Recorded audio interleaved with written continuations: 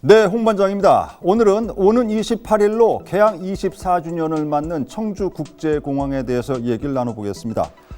지난 15일이었죠. 청주공항을 거점으로 한 에어로케이가 우여곡절 끝에 제주 노선을 취항했습니다. 지난 2008년 옛 한성항공이 운항을 중단한 이후 12년 만에 거점 항공사입니다. 공항 활성화에 물꼬를 트는 역할을 기대하지만 코로나19를 비롯한 대내외적 상황이 녹록지가 않습니다. 그리고 지방공항 자체가 갖고 있는 근본적인 취약점도 여전히 큰 변수입니다.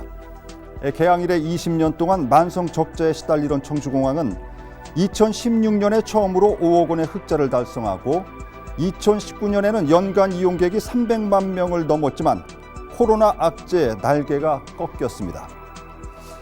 지난해 국정감사 자료에 따르면 2020년 한 해 동안 전국 14개 지방공항 가운데 제주와 김포, 김해, 대구 공항을 제외한 나머지는 모두 적자였습니다.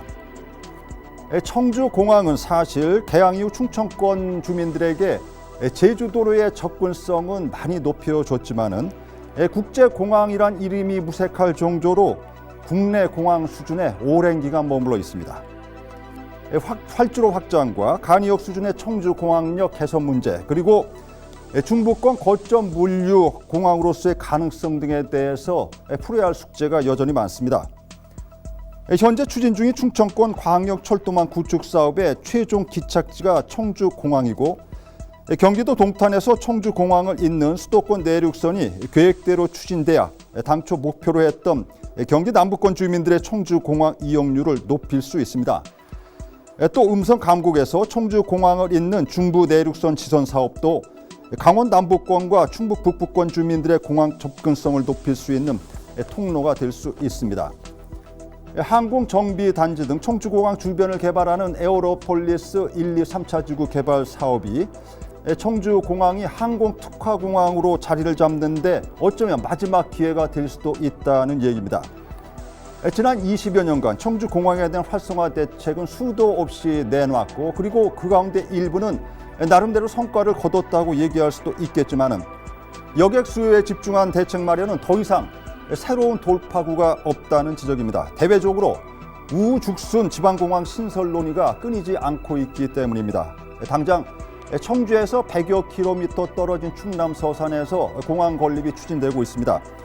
충청남도를 비롯해 이 지역 출신 국회의원을 중심으로 충남만 민간공항이 없다며 군 비행장을 이용한 청주공항과 마찬가지로 서산국제공항 신설을 강력히 주장하고 있습니다. 또 경기도 화성에서는 경기 남부권의 화성국제공항 신설을 6차 공항 개발 계획에 포함시켜 줄 것을 요구하고 있어 경기 남부권 수요를 적극 유치해야 하는 청주공항으로 봐서는 달갑지 않은 소식이 되고 있습니다. 여기에 강원도 원주시에서는 수도권 배후 도시로서 교통 접근성 등이 청주공항보다 훨씬 우위에 있다며 원주공항의 국제공항 승격과 항공정비단지 유치도 추진하고 있어 청주공항과는 상당 부분 경쟁 관계를 만들어가고 있습니다. 이런 대내적인 상황에서 청주공항은 또 어떤 돌파구를 찾아가야 할지 새로운 도전에 직면해 있습니다. 네, 홍반장의 세상만사 오늘은 개항 24주년을 맞는 청주국제공항 경쟁력 확보에 다시 한번 우리들의 역량을 결집해야 된다는 내용으로 얘기를 나눠봤습니다.